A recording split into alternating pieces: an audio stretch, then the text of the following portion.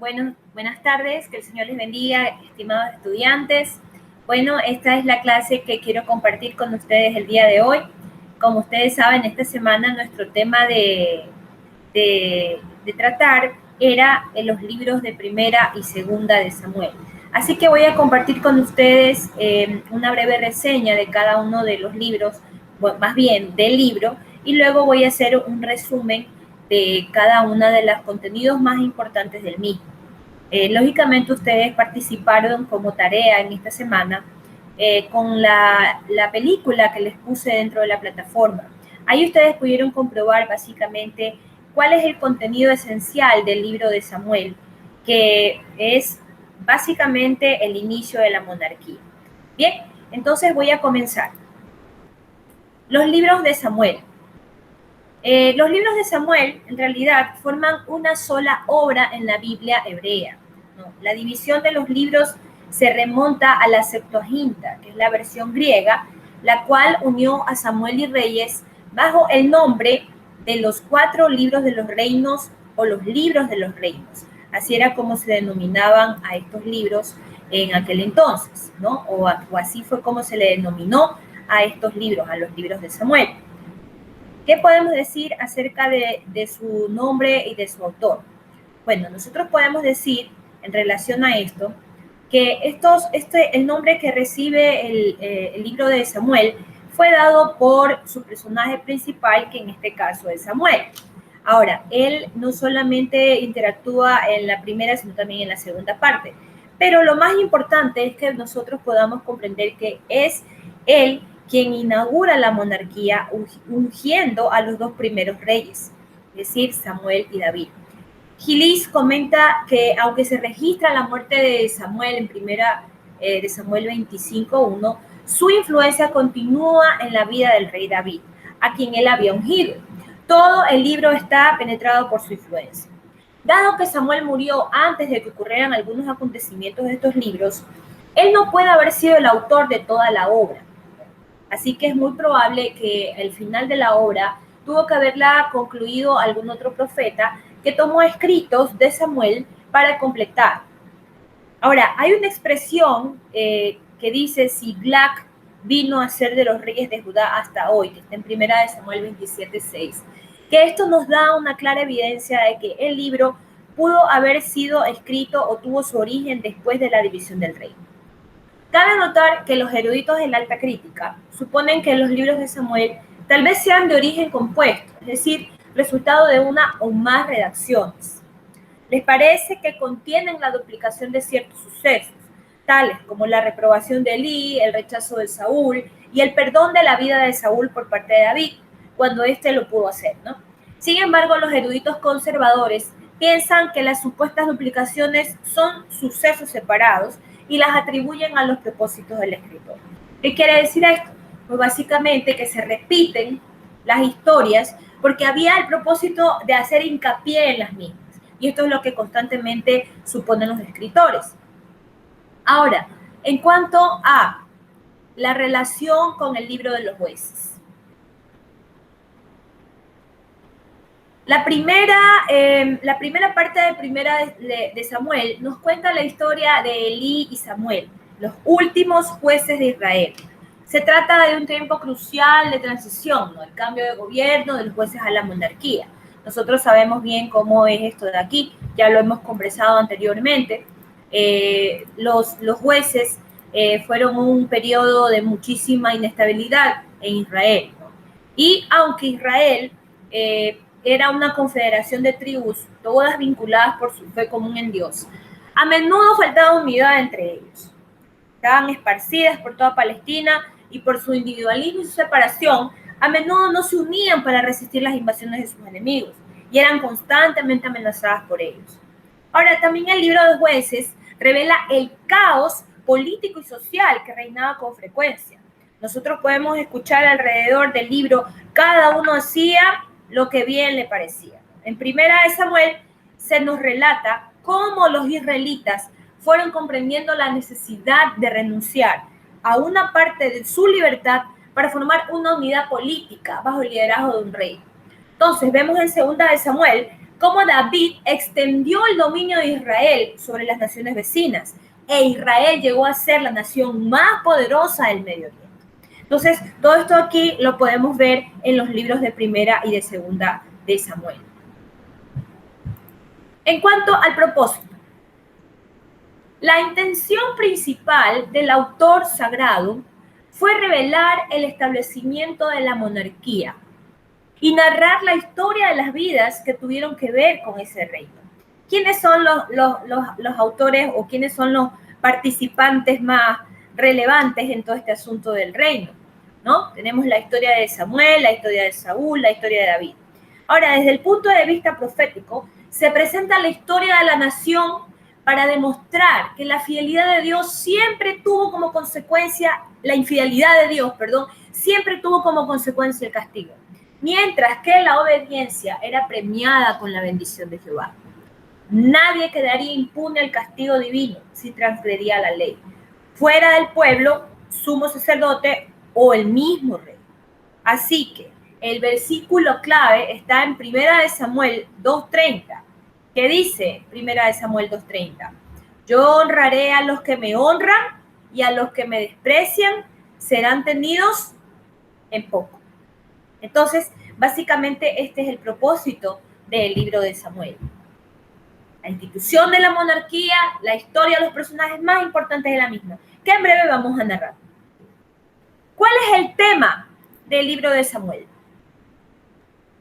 El tema es la institución de la monarquía en Israel. Bueno, y aquí yo he puesto pues algunos de los reyes, los tres primeros reyes que fueron los reyes que son los más importantes o de quienes se habla mucho más dentro de su trayectoria en cuanto a su trabajo, en cuanto a sus decisiones, sus historias personales, ¿no? Y estos son pues Saúl, David, Salomón, y luego más adelante que ustedes irán mostrándonos un poquito más la historia de los reyes, tanto del norte como del sur, y sus acontecimientos más importantes.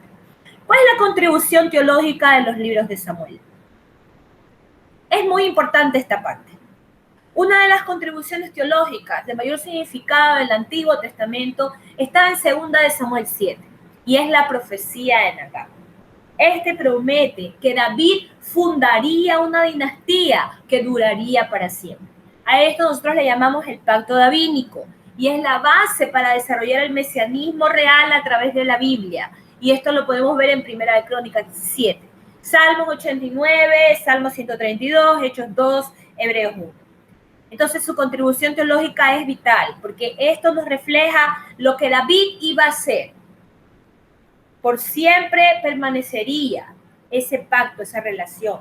Es lo que conocemos con el pacto davídico, que una vez que viene el Salvador a la tierra, es cumplido.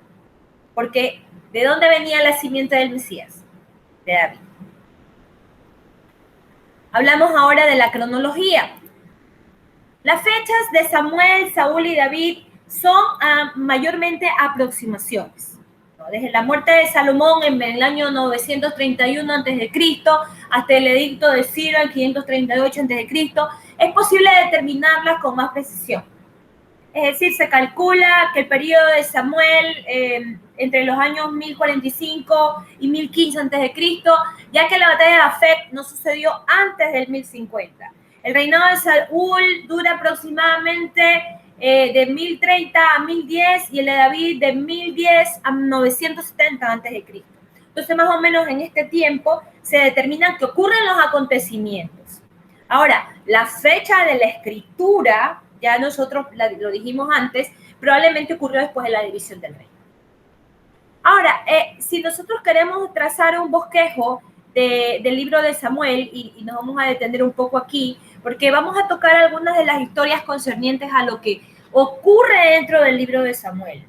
Y cuando hablo del libro de Samuel es porque inicialmente dijimos que era para los hebreos es un solo libro, luego pues en nuestra Septuaginta fue dividido en dos, tal vez por un motivo de organización, pero básicamente es como la misma historia pegada. Ahora, yo sí voy a tratar a uno por separado, ¿verdad? Como para que nosotros entendamos desde el punto de vista de nuestra Biblia. Ahora, tenemos un bosquejo aquí trazado que ustedes pueden observar en cuanto a a cómo fueron dándose ciertos acontecimientos en estos libros. Y lógicamente sería genial tener respuesta de ustedes, pero estamos en una grabación. Así que si alguno de ustedes tiene por ahí preguntas que le quedaron archivadas porque vio la película, porque está escuchando esta explicación, entonces no duden en hacerla en nuestra próxima clase presencial, porque tendremos un espacio para las mismas. Pero bueno, yo voy a empezar a hablar un poquito de este tema, del libro de Primera de Samuel. El primer libro de Samuel está claramente dividido en dos secciones. Usted puede verlo aquí. La vida de Samuel, que va del capítulo 1 al 12, y luego viene la vida de Saúl, que va del 13 al 31. El libro comienza con el milagroso nacimiento de ¿quién? De Samuel, ¿no? En respuesta, pues, a la ferviente oración de su madre. ¿Cuántos de nosotros no hemos tomado aquella oración para decir, Señor, te pido un hijo, cuando tal vez no hemos podido tenerlo, y Señor, le prometo al Señor que te servirá todos los días de su vida? Bueno, yo recuerdo que mi mamá una vez oró así a Dios, y por eso mi hermano tiene su segundo nombre Samuel.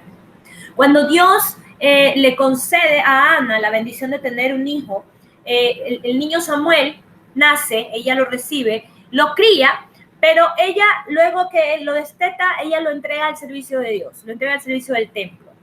Dios lo elige como profeta, ¿no?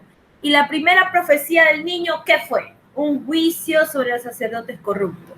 Desde aquel entonces ya había corrupción, hermanos. La corrupción no es nada nuevo. La corrupción ya había en las altas, medianas y altas esferas. Así que desde ese momento viene el profeta, levanta su voz y confronta las profecías, la corrupción. Los israelitas, luego, más adelante en el libro, van a la guerra con sus eternos enemigos, ¿quiénes? Los filisteos. Los filisteos capturan el arca del pacto, imagínense, agarran el arca del pacto y se adueñan de ella temporalmente. Pero el Señor envía su juicio. No, era el arca del pacto. Ellos estaban robándose algo muy importante. Y los filisteos regresan el arca. Ahora, Samuel llama a Israel al arrepentimiento. Capítulo 7. Y luego a la victoria sobre los filisteos. El pueblo de Israel, en medio de todas estas circunstancias, y que nuevamente Dios les está salvando, como quien dice, les está salvando el día, ¿no? Empieza a reclamar, queremos ser como las otras naciones, anhelamos un rey. Y Samuel se disgusta por sus demandas. Ahora bien, el Señor le dice, Samuel, no es tu liderazgo el que ellos están rechazando, sino el mío. Porque recordemos que ¿quién era el Dios de Israel? No era Samuel. Samuel únicamente en este momento se convertía en aquel profeta que unía o que daba la voz o que recibía la voz de parte de Dios. Ahora en este momento ellos estaban rechazando a Dios. Pero después de advertir a la gente lo que significaba tener un rey, Samuel unge a un benjamita llamado Saúl, quien es coronado en Mizpa. Esto está en el capítulo 10, versículos del 17 al 25. Saúl disfruta del éxito inicial. Derrota a los amonitas en batalla, capítulo 11, pero entonces comete una serie de errores. Obstinadamente ofrece un sacrificio, capítulo 13. Hace un inconsciente voto a expensas de su hijo Jonatán, capítulo 14. Y desobedece órdenes directas del Señor, capítulo 15. Como resultado de la rebelión de Saúl, ¿qué pasa? Dios elige a otro para que tome su lugar.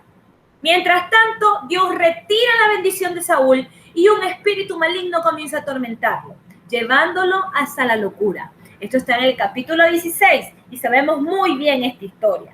En estas circunstancias del tormento que recibía Saúl, entonces el profeta Samuel recibe palabra de Dios. Ya Dios había dejado de lado a Saúl, ya Dios había escogido un nuevo rey, pero Saúl no lo sabía todavía. Entonces Samuel va y se dirige hacia un lugar en Belén para ungir a un joven llamado David como el siguiente rey. Esto está en el capítulo 16. ¿Y cuántos de nosotros conocemos esta historia, no? Cuando David es ungido rey. Más tarde David tiene su famosa confrontación con Goliat el filisteo y se convierte en un héroe nacional. Capítulo 17. ¿Cuántos no se acordarán del famoso frase, no? Saúl mató a sus miles y David a sus 10,000. Entonces esto empieza a crear toda la envidia en el corazón de Saúl y a mirar a David con ojos de maldad, ¿verdad? Con ojos de odio, con ojos de envidia. Sin embargo, en estas circunstancias todavía David no estaba convirtiéndose en el rey, pero estaba formando todo ese antecedente que luego lo llevarían a convertirse en el rey. Ahora, en el siguiente capítulo, después de la confrontación con Goliat, David sirve en la corte de Saúl. ¿Por qué? Porque lógicamente a Saúl le costó decir, a ver, fuera de aquí, porque el pueblo lo quería a David. Y se casa con su hija y entabla una amistad con su hijo Jonatán.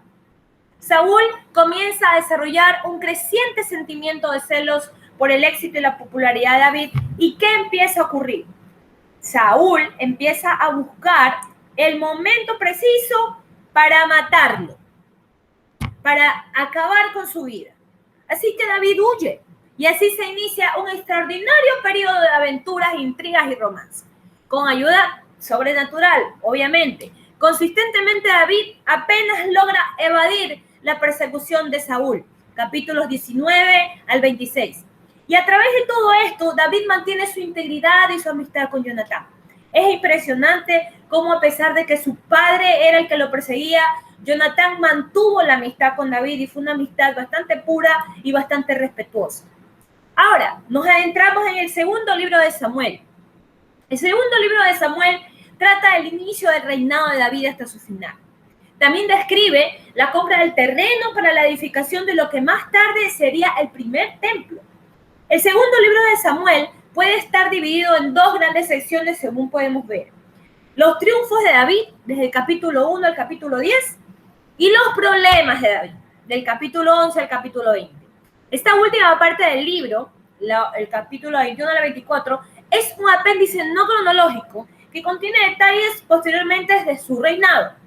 Ahora, el libro comienza con David recibiendo las noticias de la muerte de Saúl y sus hijos. Acuérdense que la muerte de Saúl fue una muerte bastante fea, bastante desconcertante. Sin embargo, en los primeros capítulos de Segunda de Samuel se explica un poquito lo que pasó. David recibe estas noticias, ¿no? Y proclama un tiempo de duelo. Ese día David es coronado rey sobre Judá, mientras que Is-Boseth es asesinado. Y los israelitas le piden a David que reine sobre ellos también. Capítulo 4 y capítulo 5. David muda la capital del país de Hebrón a Jerusalén y más tarde transporta el arca del pacto. Esto es el capítulo 5 y capítulo 6. El plan de David de construir un templo en Jerusalén es vetado por Dios, quien entonces le promete a David las siguientes cosas. Primero, David tendría un hijo que gobernaría después de él. Segundo, el hijo de David construiría el templo. Tercero, el trono ocupado por el linaje de David se establecería para siempre. Y cuarto, Dios jamás apartaría su misericordia de la casa de David, de su hijo. Esto está en 2 Samuel 7, del 4 al 16. Ahora, David conduce a Israel a la victoria sobre muchas naciones enemigas. Conquistan y conquistan, más bien, se defienden, protegen, no se dejan invadir por las naciones enemigas. Y estos se rinden, ¿no? También muestra su bondad con la familia de Jonatán al aceptar y retribuir a Mefiboseth. El hijo, acuérdense que era un hijo lisiado que tuvo Jonatán. Esto está en el capítulo 8 y capítulo 10. Es muy interesante la historia de Mefiboseth. Vamos a dar muchas aplicaciones a través de ella. Pero bueno, en este momento vamos a concluir esta parte del resumen. Entonces David cae en medio de toda esta situación. Siento yo que David se descuida, pienso que tuvo un momento de esparcimiento, un momento en el que no preveyó que iba a venir la tentación. Y ocurre la muy conocida caída de David. Codicia a una hermosa mujer llamada Betsabé y comete adulterio con ella. Luego manda a matar a su esposo, eso está en el capítulo 11. Cuando Natán, que era el profeta de aquel entonces, confronta a David con su pecado, David lo confiesa todo y Dios en su gracia lo perdona. Sin embargo, el Señor le dice a David que los problemas surgirían dentro de su propia casa. Y es interesante notar que a veces, aunque el pecado es perdonado por Dios, porque Dios nos ama y es extenso en su perdón, pero muchas veces las consecuencias del mismo pueden venir sobre nuestras vidas y pueden hacer que tengamos días amargos como consecuencia de nuestro pecado. El problema viene cuando el primogénito de David, Amnón, viola a su media hermana Tamar. En represalia, Absalón, hermano de Tamar, mata a Amnón. Absalón entonces huye de Jerusalén en vez de enfrentar la ira de su padre. Más tarde, Absalón encabeza una revuelta contra David y algunos de los colaboradores más allegados a este se unen en una rebelión. David es forzado a salir de Jerusalén y Absalón se establece él mismo como rey por corto tiempo. Sin embargo, este usurpador es derrocado y contra los deseos de David es asesinado. David llora a su hijo caído. Un clima generalizado de inquietud impregna el resto del reinado de David. Los hombres de Israel amenazan con separarse de Judá y David debe sofocar o apagar otra insurrección. Esto está en el capítulo 20. El apéndice del libro incluye información concerniente a 3 años de hambre en la tierra, capítulo 21, y una canción de David, en el capítulo 22. Un registro de las hazañas de los guerreros más valientes de David, capítulo 23, y el pecaminoso censo de David y la consiguiente plaga, capítulo 24. De esta manera concluye el reinado de David o concluye la historia del reinado de David que está dentro del libro de Primera y Segunda de Samuel. Entonces nosotros hemos podido hacer una breve caminata dentro de todo lo que tienen que ver con las historias que ocurrieron en estos primeros reinados, que fueron los más relevantes, que fueron los más importantes. Reinados donde todavía nosotros tenemos un solo reino, donde todavía tenemos establecidas a las tribus como un solo grupo de tribus. Ahora, la próxima semana, nosotros vamos a conocer qué es lo que va a pasar después de este reinado de David. ¿Qué fueron las cosas que ocasionaron el desmembramiento de Israel? Porque luego vamos a encontrarnos con 2 reinos, un reino en el norte y un reino en el sur. Y cada uno de ellos se forja y empieza a surgir con distintos reyes. Y eso es lo que la próxima semana nosotros vamos a analizar como la división o ruptura del reino. Que hasta este momento, en Segunda de Samuel, era uno solo con su último rey, que fue David. Entonces, de esta manera, concluimos el estudio de Primera y Segunda de Samuel. Como les dije con anterioridad, si ustedes tienen preguntas que probablemente hayan quedado en su mente con respecto a todo el primero y segundo libro de Samuel, pueden hacerlas con confianza en nuestra próxima clase. Probablemente vamos a poder desarrollar en la próxima clase un tiempo en el que usted pueda dar algunos aportes, sobre todo del video que pudo ver, y entonces ahí vamos a tener la oportunidad de compartir un poco más. Bien, con esto me despido. Espero que puedan ver este video, que ha sido como una breve reseña de nuestra clase que no pudimos tener ayer. En todo caso, queda pendiente para la próxima clase ya el inicio de la división del reino, que es el tema que corresponde, y las exposiciones que ustedes tienen que hacer de su vida. Muchas gracias por su atención. Que el Señor les bendiga. Espero que tengan una bonita semana.